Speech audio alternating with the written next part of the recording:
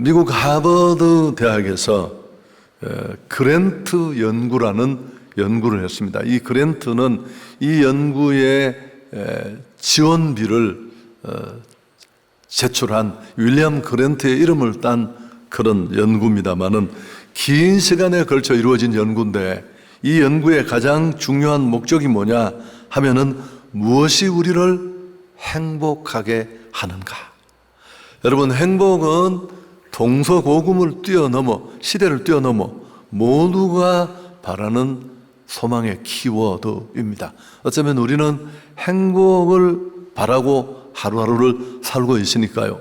근데 무엇이 우리를 행복하게 하는가? 이 연구를 바탕으로 80년 넘게 추적하며 한 연구인데 행복의 7가지 조건을 찾았어요. 첫 번째가 뭐냐 하면 고난에 반응하는 성숙한 자세. 그 다음 두 번째는 평생 학습. 세 번째는 안정적인 결혼 생활. 그리고 규칙적인 운동, 적당한 체중, 금연, 절주. 이렇게 7가지입니다.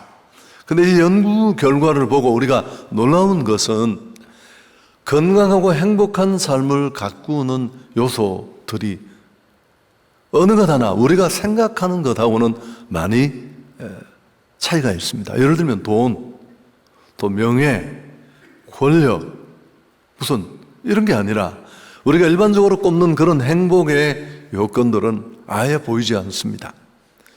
그리고 무엇보다 이채로운 것은 이 7가지 80년 넘는 연구에서 찾은 행복의 조건 중에 가장 앞부분에 중요하게 나오는 게 고난에 반응하는 성숙한 자세. 자, 결국 고난을 우리가 피할 수는 없어요. 고난이 없도록 기도하시면 안 돼요. 천국 가신다고 그랬죠. 이 땅에 사는 동안에 어떻게 어려움이 없어요. 그건 내가 살아있다는 뜻이고 존재하고 있다는 뜻입니다. 근데 문제는 그 뜻하지 않은 고난을 어떻게 대처하는가라는 것이 인생의 중요한 과제고 결국 거기서 건강하고 행복한 삶의 키가 결정된다라는 것입니다. 여러분, 이 얘기를 이렇게 장황하게 하는 이유는 성경이 말씀하고 있는 삶의 원리와 전혀 다르지 않아요. 예수 그리스도를 통해 은혜로 그 구원의 복음을 경험하고 축복받은 우리, 여러분, 성경은 구원의 은혜만을 강조하지 않아요. 그 구원의 은혜를 가능하게 한 십자가의 고난도 얘기하잖아요. 그 십자가의 고난도 우리의 몫이라고 가르치고 선포합니다.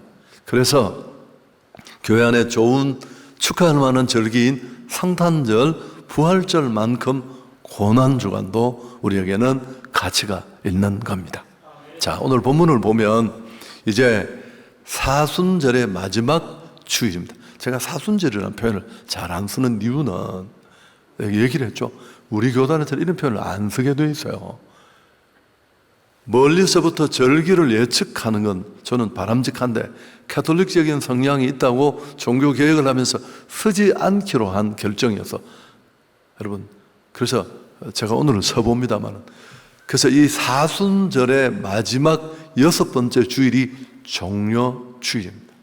이 종려주일로부터 고난주간이 이제 한 주간 시작되고, 특별히 이 기간은 예수님의 십자가 고난을 집중적으로 묵상하는 그런 주간입니다.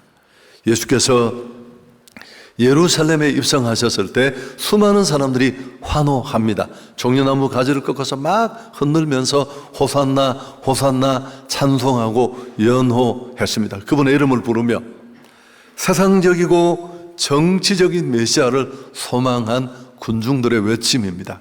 자기 필요 때문에 민족적인 억압 상황에서 자기가 처한 현실에서 구원해 줄 자기들의 왕이 필요했던 것입니다. 여러분, 이들의 이런 외침 속에 고난주간은 시작이 됩니다. 그러나 우리가 알듯이 이 호산나의 외침은 채 일주일도 걸리지 않아 그를 십자가에 못 박으라는 군중들의 함성으로 그렇게 바뀌게 됩니다. 예수의 십자가 고난과 죽음은 오늘 이 성경에도 잘 나타나 있습니다만은 가장 가까운 믿었던 추종자들의 배신으로부터 시작됩니다. 이해를 가지고 정치적, 군사적, 상황적 메시아를 꿈꾸었던 사람들이 바로 그들입니다. 여러분 앞에 본문을 굉장히 길잖아요. 70절이 넘으니까 읽어보시면 예수님이 행했던 수많은 기적, 그 표적의 퍼포먼스는 끝이 납니다. 무슨 오병이어의 이적, 이 많은 기적들을 목격하면서 그들은 이 정도 실력 있는 분이면, 이 정도 힘이 있는 분이면 우리의 왕이 충분하다, 우리를 이 억압에서 밀어내고 자유케 하고 우리의 긴박한 문제를 해결해 줄 것이다, 그런 기대가 아주 가득했습니다.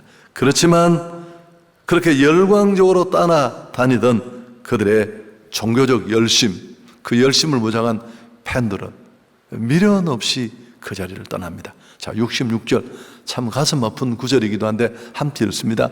그때부터 그의 제자 중에 많은 사람이 떠나가고 다시 그와 함께 다니지 아니하더라. 이런 기적을 보고 무언가를 얻으려고 인간적 의도를 가지고 왔던 그들이, 그분이 진지하게 제자도를 얘기하시고 가짜도 얘기하시고 또 하나님 나라를 말씀하시자 실망하고 도망간 거죠.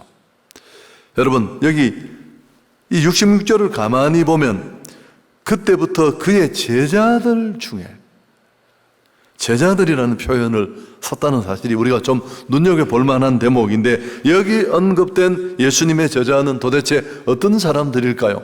성경에 나타난 제자들을 몇 가지 부류로 나눌 수 있는데요. 첫 번째는 예수님과 함께 동락하고 그분을 목격한 12제자, 우리가 잘 알고 있는 일반적인 사도들. 두 번째는 사도들을 제외한 좀 넓은 의미의 그 시대에 예수님을 따르던 추종자들. 그 다음 세 번째가 시대를 뛰어넘어 믿음을 지키며 교회를 세워가는 기독인들, 우리까지 포함이 되겠죠. 아마 오늘 요한이 말한 예수님을 떠난 이 제자들은 두 번째 부류였을 겁니다. 이런저런 이유로 예수를 추종하다가 안 되겠다 싶어서 도망가고 떠나가 버린 바로 그들입니다. 근데 이들은 큰 무리로 일컬어질 만큼 그 수가 적지 않았습니다. 이들 중 상당수는 자신들의 종교적 기대와 또 소망하는 욕구가 있었고 안 되겠다 싶고 충족되지 않자 미련 없이 자리를 박차고 떠나갔습니다. 제자가 아니라 무리였습니다. 진짜 제자가 아니고 그들은 군중이었습니다. 자신의 의도대로 되지 않자 화를 내며 분통을 터뜨렸고 마침내 그 분노의 정점이 그 예수를 십자가에 못 박아라 하고 십자가 처형으로 이어지게 된 것입니다. 자, 이게 대체적인 본문의 상황이고, 자, 이에 반해서 하나님의 아들이신 예수께서는 묵묵히 이 십자가를 말하셨을 뿐만 아니라 십자가의 고난을 감내했습니다. 특히나 십자가를 바로 목전에 둔 이제 이 주간에 일어날 일들 중에, 성금요일에 일어날 일들 중에 하나이죠. 겟셋마네에서 기도하셨던 예수님의 모습을 우리는 좀 눈여겨볼 필요가 있습니다. 마가복음 14장 36절에 이르시되 아빠 아버지여, 아버지께는 모든 것이 가능하오니 이 잔을 내게서 옮기시옵소서. 그러나 나의 원대로 마시옵고 아버지의 원대로 하옵소서. 예수님은 이 십자가 고난을, 그 고난과 핍박을 고스란히 온몸으로 감내해 내셨습니다. 그 이유가 뭔지를 설명하는데 하나님의 뜻을 이루기 위해서다. 내 뜻이 아니라 아버지의 뜻대로. 여러분 진짜 예수님을 따르는 제자는 어떤 사람일까요? 내 뜻이 원래 있었어요. 아파서, 교회 가면 행복하다고 해서, 아니 자식들이 잘 된다고 해서. 우린 다 그렇게 출발하는 거예요. 그 출발을 나쁘다고 말할 수 없습니다. 나의 필요, 나의 요구 때문에. 그러나 어느 시점에서 그 내 뜻은 죽고 내 생각은 사라지고 나를 향하신 하나님의 뜻이 내 안에 심겨져야 할 줄 믿습니다. 여러분 이 체인지가 일어나는 게 진짜 제자예요. 뒤에 또 말할 시간이 있을지 모르지만 과연 지금 나는 이런 교체가 이루어졌는가? 직분을 받아 목사되고 장로되고 권사되는데 여전히 내 안에는 그 세속의 갈망이 가득해서, 여러분, 그러면 이게 뒤에 나오지만 가룟 유다 꼴이 나는 거예요. 결국은. 자, 좀 곁길로 나갔는데요, 예수님이 이 땅에 오시기 800년 전에 예언된 약간 복잡한 얘기인데, 이사야서에 보면 그 하나님의 뜻이 무엇인지, 그 예수님을 향한 하나님의 뜻이 무엇인지가 분명히 계시되어 있는데, 이사야 53장 10절 11절 함께 읽을까요? 여호와께서 그에게 상함을 받게 하시기를 원하사 질고를 당하게 하셨은즉 그의 영혼을 속건제물로 드리게 이르면 그가 시를 보게 되며 그의 날은 길 것이요 또 그의 손으로 여호와께서 기뻐하시는 뜻을 성취하리로다. 그가 자기 영혼에 수고한 것을 보고 만족하게 여길 것이라. 나의 의로운 종이 자기 지식으로 많은 사람을 의롭게 하며 또 그들의 죄악을 친히 담당하셨다. 여러분, 여기 쭉 읽어보면 그의 상함을 받게 하고 질고를 당하게 한다. 오늘 오실 메시아신 예수께서는 하나님이 기뻐하시는 뜻을 성취하시는 분이다.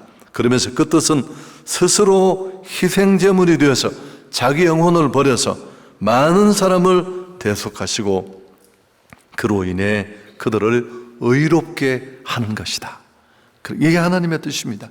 분명히 뜻이 선포되었습니다. 메시아 되신 예수님이 오신 그 고난의 이유, 그분이 행하실 하나님의 뜻의 이유를 이사야 53장 우리가 잘 아는 구절인데 더 분명히 설명합니다. 그가 찔림은 우리의 허물 때문이요 그가 상함은 우리의 죄악 때문이라. 그가 징계를 받음으로 우리는 평화를 누리고 그가 채찍에 맞음으로 우리는 나음을 입었도다. 선지자 이사야의 메시지는 너무 분명합니다. 오실 메시아신 예수께서 하나님이 기뻐하시는 것을 성취하게 될 것이라는 것, 또 그 뜻은 스스로 희생제물로 드려서 많은 사람을 대속하고 죽는 것입니다. 그래서 메시아에 대한 고난, 상함은 자기 죄 때문이 아니라 우리의 죄 때문이고 하나님의 심판에 대한 대속의 찔림이고 상함이고 죽음이었다. 예수 그리스도의 십자가 고난과 죽음이 없었다면, 아니 예수님이 이 고난을 피해 달아났다면 나의 구원은 이루어지지 않았을 것입니다. 그리스도가 십자가에 베푸신 그 축복으로 우리는 영원한 구속의 은혜를 입었습니다. 그리고 하늘 소망을 갖게 되었고 또 그 전능하신 하나님, 오늘 기도해 주신 것처럼 생사화복을 손에 쥐고 계신 그 하나님을 아버지라고 부르시는 영적 특권이 우리에게 주어진 줄 믿습니다. 지금 우리가 누리고 있는 영생의 축복, 그 모든 것, 하나님을 아버지라고 부르시는 이 모든 특권이 그렇게 주어진 선물입니다. 그래서 성경은 그 이유를 한마디로 로마서 5장 17절 우리가 지나왔습니다만 이렇게 선포합니다. 이건 함께 읽어야 해요. 같이 읽습니다. 한 사람의 범죄로 말미암아 사망이 그 한 사람을 통하여 왕노릇하였은즉 더욱 은혜와 의의 선물을 넘치게 받는 자들은 한 분 예수 그리스도를 통하여 생명 안에서 왕노릇하리로다. 아멘. 자, 여러분, 이런 은혜와 사랑을 우리는 이미 받았습니다. 이런 은혜와 사랑을 받은 우리는 어떻게 살아야 할까요? 이 고난주간의 죽음에서 도대체 우리는 무엇을 어떻게 다짐하며 결단하고 나가야 할까요? 그래야 정말 고난주간을 맞는 온전한 모습일 수 있을까요? 빌립보서 1장 29절에 보면 이런 은혜와 사랑을 받은 우리를 향한 하나님의 기대가 아주 숨김없이 들어있습니다. 함께 읽습니다. 그리스도를 위하여 너희에게 은혜를 주신 것은 첫째, 다만 그를 믿을 뿐만 아니라 두 번째, 또한 그를 위하여 고난도 받게 하려 함이라. 왜 우리에게 은혜를 주셨다고요? 우리 각자에게 이런 받을 수 없는 자에게 주신 은혜를 베푸신 이유를 설명합니다. 첫 번째는 그를 믿게 하려는 것이고, 두 번째는 그를 위한 고난도 받게 하려 하십니다. 아멘. 고난의 당위성을 성경은 분명히 말하고 있습니다. 부르심의 은혜 속에는 구원만 있는 게 아니에요. 그게 하나님의 뜻입니다. 그 속에는 부르심 받은 자에게 기대하는 그분의 고난이 있습니다. 구원받은 우리를 향하신 하나님의 뜻은 구원이 전부가 아닙니다. 그리스도의 남은 고난에 동참하는 건데, 이건 어떤 고난입니까? 그렇습니다. 그분의 이 십자가 복음, 예수 그리스도의 사랑의 복음을 전하는 복음의 통로가 되는 데 필요한 그런 고난이죠. 여러분, 그래서 성경은 진짜 제자의 수에 관심이 많습니다. 몇 사람이 모였느냐 그렇게 중요하게 여기지 않아요. 제가 많이 옛날에 떠들었는데, 군대 식당 앞에 밥 얻어 먹으려고 식판을 옆구리에 끼고 눈을 동태 눈으로 해가지고 아이씨 밥 언제 주나 이러고 서 있는 군대가 그 숫자가 수십만이면 그게 무슨 의미가 있어요? 그렇지 않습니까? 경비만 축내지. 정말 조국과 민족이 위기를 만났을 때 기꺼이 생명을 던지고 희생할 수 있는 진짜 군인이 몇 명이냐, 그게 군대의 힘인 것처럼 정말 말하는 제자의 수에 성경은 대단히 관심이 많습니다. 한성교회가 추구하는 선조적 제자도도 그 연장선상에 있습니다. 프로그램이 아니라 일상의 삶이 늘 제자로서 이 그리스도의 남은 고난이 있다면 그 고난을 붙잡고 내가 할 수 있는 일을 힘들더라도 감당하겠다.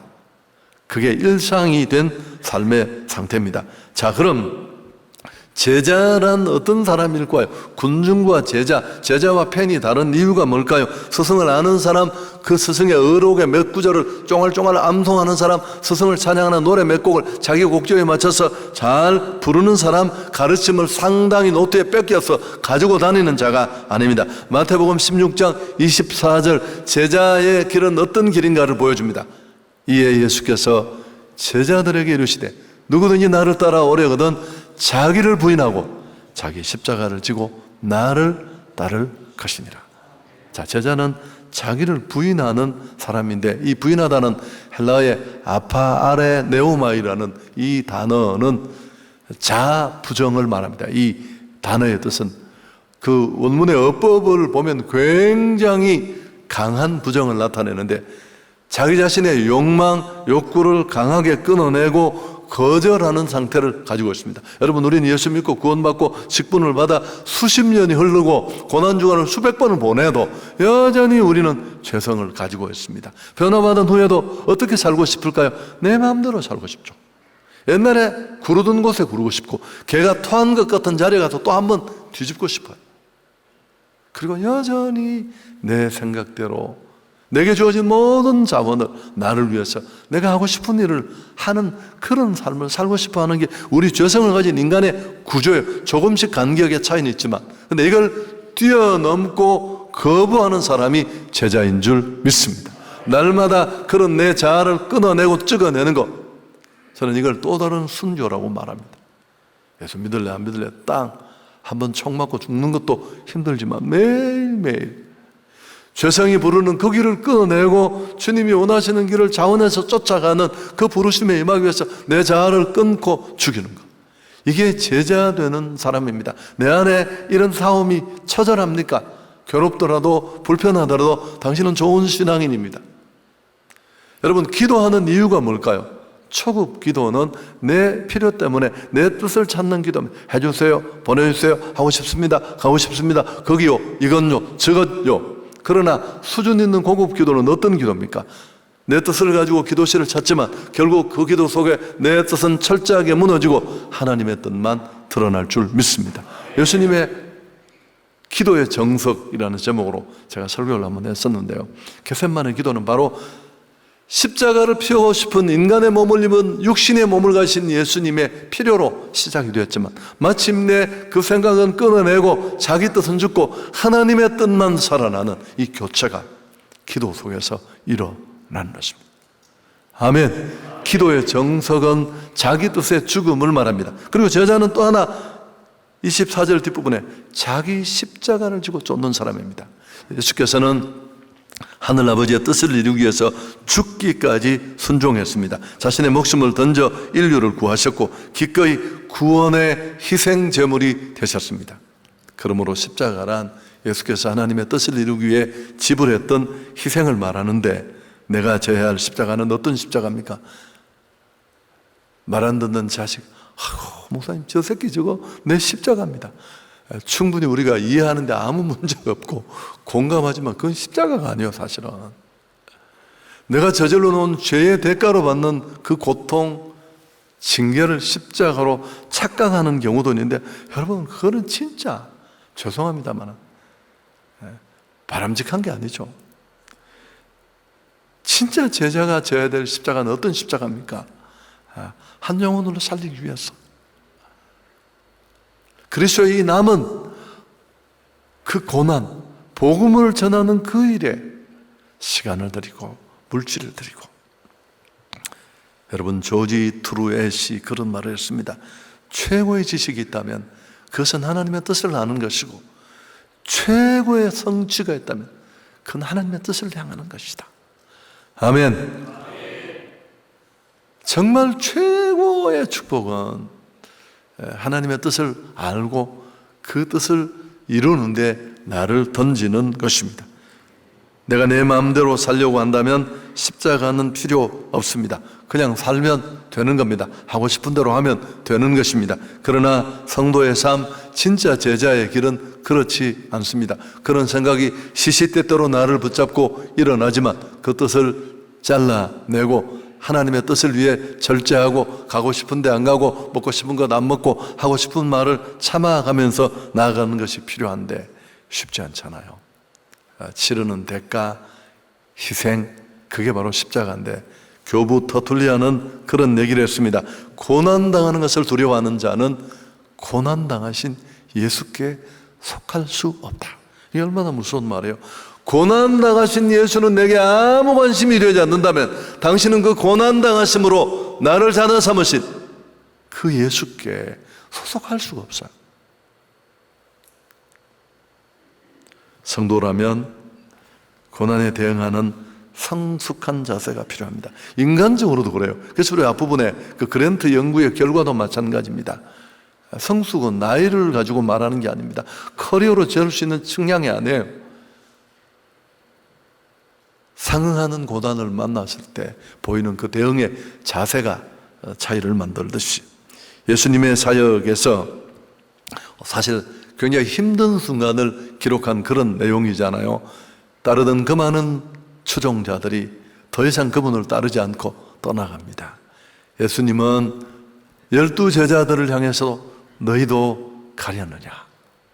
베드로가 뭐라고 말합니까? 주의 영생의 말씀이 주께 있사오니 우리가 누구에게로 가오리까? 오늘 이 본문을 다시 정리해 보면 우리는 두 가지 중요한 교훈을 얻습니다. 예수님을 따르는 것이 쉬운 일이 아니다. 결코 처음에 그분을 따랐던 그 많은 사람들이 그릇된 이유, 자기 목적 때문에 따랐는데 그걸 버리는 일이 쉽지 않았잖아요. 그래서 매일매일 우리 안에 아우성치는 살고 싶은 대로 살고 싶은 그 욕구를 찍어내야 할 줄 믿습니다. 이번 고난 주간에 좀 이런 실험이 있었으면 좋겠습니다. 그리고 두 번째, 진정한 믿음과 헌신이 중요하다는 것. 여러분, 역사는 다수의 사람들이 만드는 게 아닙니다. 이런 무리들, 이런저런 이유 때문에 쫓아다니는 팽층들이 역사를 바꾸는 게 아닙니다. 한 사람의 소수의 헌신자, 자기를 드러내고 더 가치 있는 비전에 자신을 던진, 비전을 가진 사람들 때문에 만들어집니다. 그 한 사람이 될 수 있기를 축복합니다. 그분을 신뢰하고 그 길을 묵묵히 가는 것. 근데 우리는 이런 얘기 하잖아요. 야, 예수님 계셨을 때 그때 예수님 따라다니고 예수님 보고 그랬으면 신앙이 안 흔들릴 텐데 오늘 본문을 보면 그것도 아니에요. 여러분, 그때나 지금이나 예수님 따르는 진짜 제자의 길은 쉽지 않아요. 떡 얻어먹고 기적 보고 온갖 역사를 체험했는데 다 배신하고 수틀리자 도망가잖아요. 죄성이 가득한 인생은 언제나 틈만 나면 편한 길을 찾습니다. 이번 주간에 이 책을 읽으면서 제가 참 감동이 됐는데, 오래전에 스코틀랜드 출신의 장로교 의사이면서 중앙아프리카 선교사로 보냄을 받았던 우리가 잘 아는 선교사의 대명사죠. 리빙스턴, 데이비드 리빙스턴의 얘기입니다. 한 선교단체가 그에게 편지를 보냈습니다. 당신이 일하는 곳에서 좋은 길을 발견하셨나요? 그렇다면 다른 선교사를 당신에게 보내고 싶습니다. 이게 좀 직역을 한 거고요. 우리 번역으로 쉽게 말하면 정말 사역할 만한 좋은 환경이 만들어졌습니까? 그러면 또 다른 사람을 선교사로 보내고 싶습니다. 리빙스턴은 즉각 답장을 했습니다. 좋은 길이 있다는 이유 때문에 오겠다는 사람이 있다면 저는 그런 사람이 필요하지 않습니다. 제가 바르는 사람은 길이 전혀 없어도 오겠다는 사람들입니다.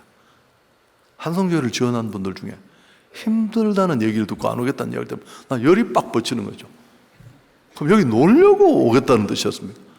정말 필요 없거든요, 저는. 우리 교회 이미지도 이미지지만 그보다 더 중요한 건 아니 그런 생각을 가진 사역자들과 무슨 사역을 하겠습니까?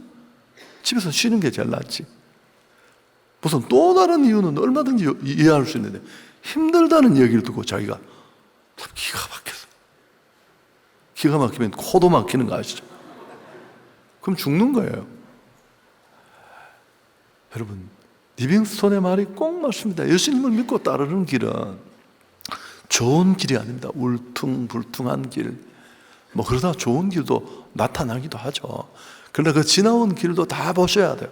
끝만 보시면 안 됩니다. 실망과 시련, 심지어 박해와 죽음도 있고 무시당하고 짓밟히고 욕먹고 제자의 길은 험한 길입니다. 여러분 도망가지 마십시오. 그럼 당신은 가짜예요. 결국은 가룟 유다 되는 거예요. 오늘 내가 이 자리에 앉아 있다는 것만이 내가 문제없다는 분명한 확증이 될 수 없다는 겁니다. 희생하십시오.